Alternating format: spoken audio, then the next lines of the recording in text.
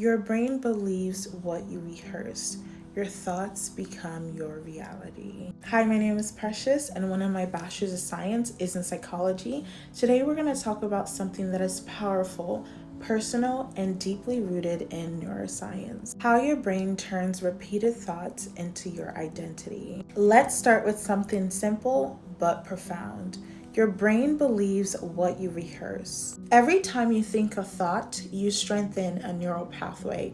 I want you to think of it like you're walking through a tall grass or you're walking through a muddy trail. Every time you go back and forth, you're strengthening the pathway that you walk through. This is what happens in your brain when you think a thought repeatedly. You carve a path and that path becomes a default. This is the foundation of neuroplasticity, as Doidge in 2007 explained, which is your brain's ability to change, to grow, and adapt through thoughts and experiences as well as behaviors. So your thoughts aren't just fleeting, they're actually changing the structure of your brain. When you repeatedly think, I'm not good enough or I'll never get better at this, your brain is wiring it itself to make those thoughts easier to access. So it doesn't mean those thoughts are true, it just makes it familiar.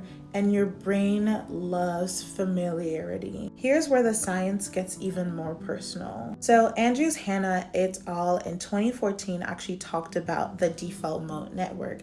This is a set of brain regions that are active when your mind is at rest. It's often activated when you're ruminating or even thinking about yourself. This means that when you're constantly rehearsing negative self-beliefs in your quiet moments, your brain is reinforcing this as your baseline.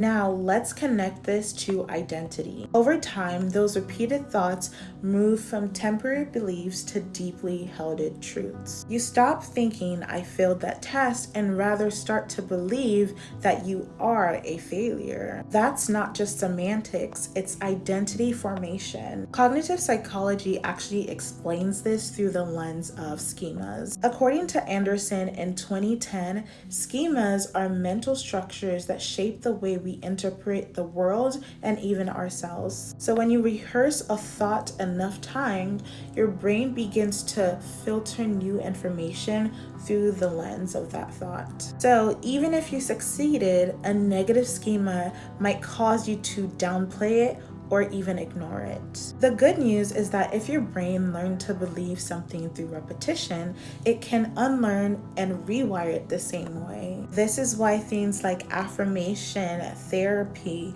journaling, and intentional self-talk matters. These are not just feel-good practices, they are rewiring your brain. When you consciously rehearse new and empowering thoughts, you're creating new neural pathways in your brain. With consistency, those new paths become your new default. So the next time you catch yourself rehearsing something that is unkind or untrue, I want you to pause and ask yourself, is this something that I want to reinforce? Because your brain is listening, and whatever you rehearse, it starts to believe. That is all for this video. Let me know if you have any thoughts, questions, comments, or concerns, and let me know if there's anything you'd like me to further expand on.